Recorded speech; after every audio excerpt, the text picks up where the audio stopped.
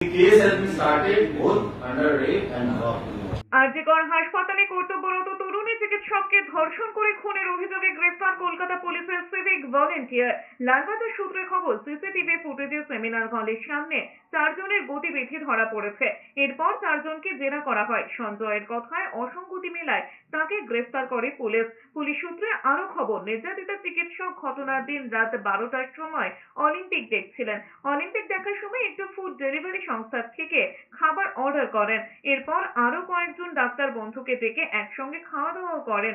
খাওয়া দাওয়ার পরে ডাক্তার বন্ধুরা চলে যান। এরপর তরুণী ওই চিকিৎসক রেস্ট নিতে সেমিনার রুমে যান।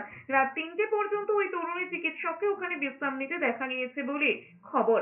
এরপর আর কোনো তথ্য নেই। পুলিশের অনুমান রাত 3টের পর থেকে 6টার মধ্যে ঘটনাটা ঘটেছে। সিসিটিভিতে দেখা যায় গলায় হেডফোন ঝুলিয়ে সেমিনার রুমে ঢুকছে সঞ্জয়। 30 মিনিটের ব্যবধানে সেমিনার রুম থেকে বেরোনোর সময় সঞ্জয়ের গলায় হেডফোন ছিল না।